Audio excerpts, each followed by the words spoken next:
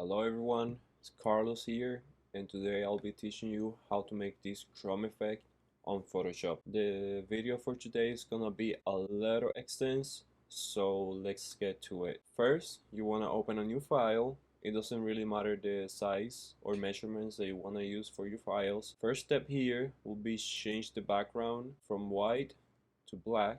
This is the background. Then for the purpose of this video, we're gonna use the word Chrome, but I wanna use the type Roldam at 100 points. From here, we're gonna double click on the type layer, and then we're gonna go to the color and we're gonna go all the way to black so it's easier. Where it says black, we're gonna type 50% and you will get this gray kind of color. Once we change the color to this gray, we're gonna go to effects. We're gonna choose bevel and emboss. We're going to hit reset to default. We're gonna change the size to 15, the depth a preference. We're gonna check the contour and the same depending on the look typography that you want to give to your art is how much percent you want here. We're going to go back to bevel and emboss, and the angle we're gonna change it to 60%. Highlight we're gonna use 20%. Hit OK. Once we got this, as you can see, you're going to create this kind of effect like 3D on the typography. From here, we're gonna create a group. You can either grab your layer and drag it to the group. It will say here group. Let's undo that. Or you can press Ctrl or Command G. Now on this group, we want to create a new layer. But this layer, it will go on top of the group.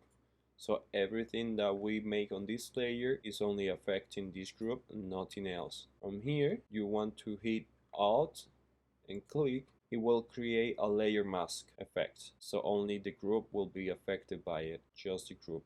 We want to hit gradient.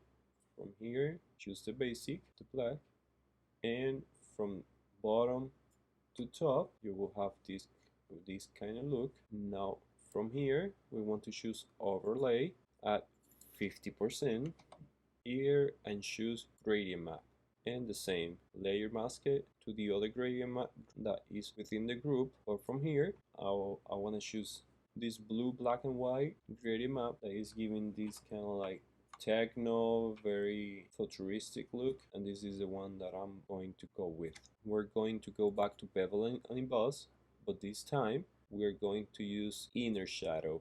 Reset to default again. We want to use the size to about 75%. We want to use the distance to 0 and the contour, the one that you feel more comfortable with.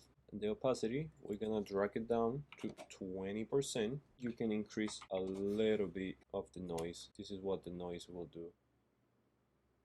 Once we're done with the inner shadow, we can go ahead and hit stroke, and from here we can go reset to default. The size, it will be the same as the bevel and emboss, 15 pixels.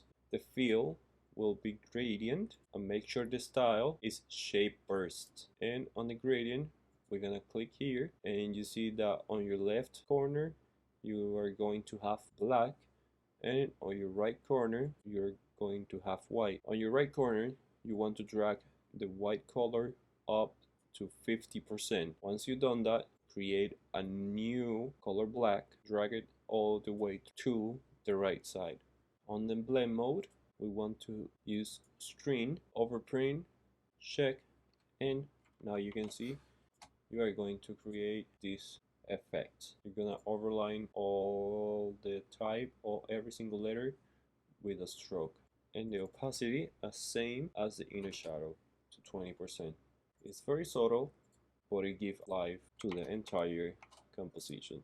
Now for the outer glow, as you can see here, if we work it out here, it won't really work in this space because it will only affect the typography, but at the same time the gradient maps will be affected, so it will look weird. The typography layer, we want to click on the group layer. We're going to click on effects and we're going to use outer glow. This will get a bit messy, but now we can start working here. So I want to use this light blue. Size gonna be 120. The opacity 25.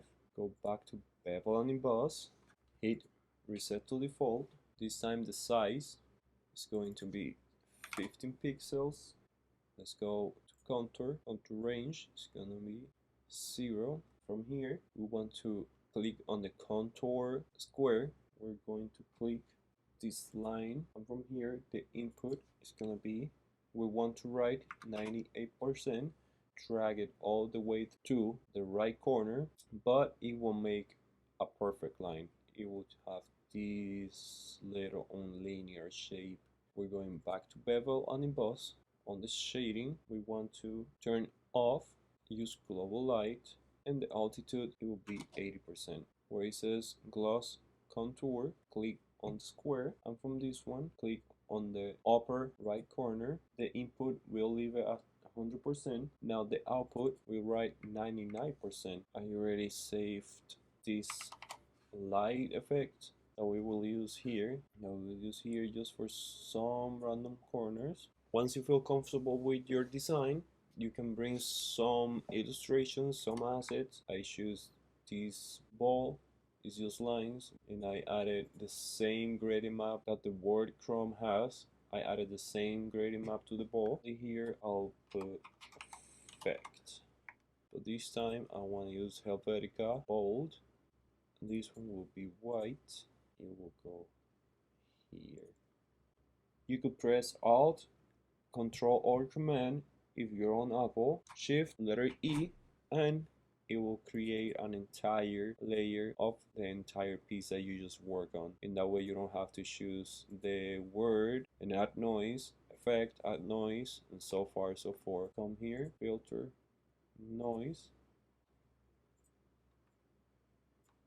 You can tell the difference.